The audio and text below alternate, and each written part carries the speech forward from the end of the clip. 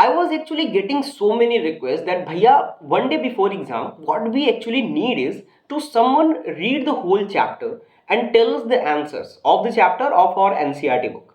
So what I basically did is I did what they asked, but one thing more, I added the most important questions that has high probability to come in the exams in the next part. So basically in this part, Nirja is going to narrate the whole chapter, and after she done narrating, she will narrate the answers. What I'm asking to you is at the time she is narrating the chapter, just listen to her. Just close your eyes, listen to her. While she is narrating the answers, pause the video, read aloud the answers to yourself, and you will be great for your upcoming exams. So let's start, and the next voice you are going to hear is of Nirsa. Grandfather bought Toto from a Tonga driver for the sum of 5 rupees. The Tonga driver used to keep the little red monkey tied to a feeding trough, and the monkey looked so out of place there that grandfather decided he would add the little fellow to his private zoo. Toto was a pretty monkey. His bright eyes sparkled with mischief beneath deep-set eyebrows, and his teeth, which were a pearly white, were very often displayed in a smile that frightened the life out of elderly Anglo-Indian ladies. But his hands looked dried up as though they had been pickled in the sun for many years. Yet his fingers were quick and wicked, and his tail, while adding to his good looks, grandfather believed a tail would add to anyone's good looks, also served as a third hand. He could use it to hang from a branch, and it was capable of scooping up any delicacy that might be out of reach of his hands. Grandmother always fussed when grandfather brought home some new bird or animal. So it was decided that Toto's presence should be kept a secret from her until she was in a particularly good mood. Grandfather and I put him away in a little closet opening into my bedroom wall, where he was tied securely, or so we thought, to a peg fastened into the wall. A few hours later, when grandfather and I came back to release Toto, we found that the walls, which had been covered with some ornamental paper chosen by grandfather, now stood out as naked brick and plaster. The peg in the wall had been wrenched from its socket, and my school blazer, which had been hanging there, was in shreds. I wondered what grandmother would say. But grandfather didn't worry. He seemed pleased with Toto's performance. "He's clever," said grandfather. "Given time, I'm sure he could have tied the torn pieces of your blazer into a rope and made his escape from the window. His presence in the house still a secret." Toto was now transferred to a big cage in the servants' quarters, where a number of grandfather's pets lived very sociably together: a tortoise, a pair of rabbits, a tame squirrel, and, for a while, my pet goat. But the monkey wouldn't allow any of his companions to sleep at night, so grandfather, who had to leave Dehradun next day to collect his pension in Saharanpur, decided to take him along. Unfortunately, I could not accompany grandfather on that trip. But he told me about it afterwards. A big black canvas kit bag was provided for Toto. This, with some straw at the bottom, became his new abode. When the bag was closed, there was no escape. Toto could not get his hands through the opening, and the canvas was too strong for him to bite his way through. His efforts to get out only had the effect of making the bag roll about on the floor or occasionally jump into the air, an exhibition that attracted a curious crowd of onlookers on the Dehradun railway platform. Toto remained in the bag as far as Saharanpur, but while grandfather was producing his ticket at the railway turnstile, Toto suddenly poked his head out of the bag and gave the ticket collector a wide grin. The poor man was taken aback, but, with great presence of mind and much to grandfather's annoyance, he said, "Sir, you have a dog with you. You'll have to pay for it accordingly." In vain did grandfather take Toto out of the bag. In vain did he try to prove that a monkey did not qualify as a dog, or even as a quadruped. Toto was classified a dog by the ticket collector, and 3 rupees was the sum handed over as his fare. Then grandfather, just to get his own back, took from his pocket a pet tortoise, and said, "What must I pay for this, since you charge for all animals?" The ticket collector looked closely at the tortoise, prodded it with his forefinger, gave grandfather a pleased and triumphant look, and said, "No charge. It is not a dog." When Toto was finally accepted by grandmother, he was given a comfortable home in the stable, where he had for a companion the family donkey, Nana. On Toto's first night in the stable, grandfather paid him a visit to see if he was comfortable. To his surprise, he found Nana, without apparent cause, pulling at her halter and trying to keep her head as far as possible from a bundle of hay.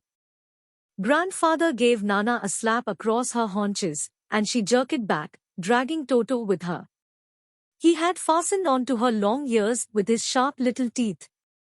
Toto and Nana never became friends. A great treat for Toto during cold winter evenings was the large ball of warm water given him by grandmother for his bath. He would cunningly test the temperature with his hand, then gradually step into the bath, first one foot, then the other, as he had seen me doing, until he was into the water up to his neck. Once comfortable, he would take the soap in his hands or feet and rub himself all over.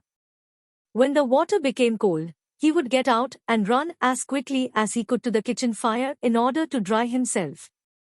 If anyone laughed at him during this performance, Toto's feelings would be hurt and he would refuse to go on with his bath. One day Toto nearly succeeded in boiling himself alive. A large kitchen kettle had been left on the fire to boil for tea, and Toto, finding himself with nothing better to do, decided to remove the lid. Finding the water just warm enough for a bath, he got in, with his head sticking out from the open kettle. This was just fine for a while, until the water began to boil. Toto then raised himself a little, but, finding it cold outside, sat down again. He continued hopping up and down for some time, until grandmother arrived and hauled him, half-boiled, out of the kettle. If there is a part of the brain especially devoted to mischief, that part was largely developed in Toto. He was always tearing things to pieces. Whenever one of my aunts came near him, he made every effort to get hold of her dress and tear a hole in it. One day, at lunchtime, a large dish of pulao stood in the center of the dining table.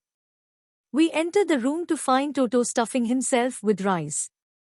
My grandmother screamed and Toto threw a plate at her. One of my aunts rushed forward and received a glass of water in the face. When grandfather arrived, Toto picked up the dish of pulao and made his exit through a window. We found him in the branches of the jackfruit tree, the dish still in his arms. He remained there all afternoon, eating slowly through the rice, determined on finishing every grain. And then, in order to spite grandmother, who had screamed at him, he threw the dish down from the tree, and chattered with delight when it broke into 100 pieces. Obviously Toto was not the sort of pet we could keep for long. Even grandfather realized that we were not well-to-do, and could not afford the frequent loss of dishes, clothes, curtains, and wallpaper. So grandfather found the Tonga driver, and sold Toto back to him for only 3 rupees. Now let's discuss questions and answers of the adventures of Toto. Question 1. How does Toto come to grandfather's private zoo? Answer. Grandfather loved animals. One day he saw this attractive monkey with a Tonga driver. The monkey was tied to a feeding trough and seemed out of place there. Grandfather had great liking for animals. So he decided to buy Toto from the Tonga driver and bought it for 5 rupees. Question 2. Toto was a pretty monkey. In what sense is Toto pretty? Answer. Toto had bright eyes sparkling with mischief, pearly white teeth, quick and wicked fingers, and a gracious tail which served as a third hand. The smile of Toto was cute and frightened elderly Anglo-Indian ladies. Altogether all these qualities made him pretty. Question 3. Why does grandfather take Toto to Saharanpur and how? Why does the ticket collector insist on calling Toto a dog? Answer. Toto was a mischievous monkey. He kept disturbing all other animals in grandfather's private zoo.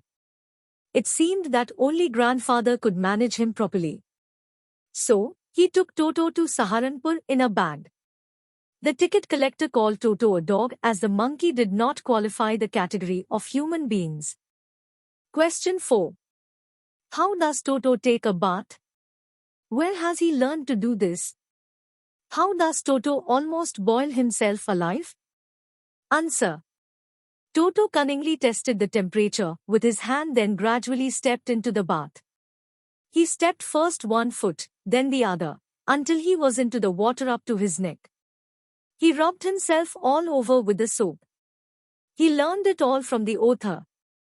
Someday Toto got in a large kitchen kettle which was on fire to boil. He enjoyed the warm water, but when the water turned out to be hot, he jumped up and down. Suddenly the grandmother arrived and pulled him out in half-boiled condition. Question 5.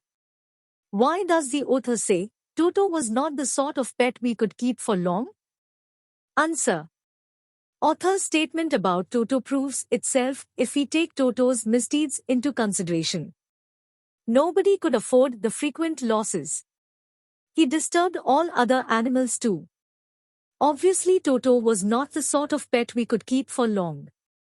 Now for the long question. Question 1. Do you have a pet?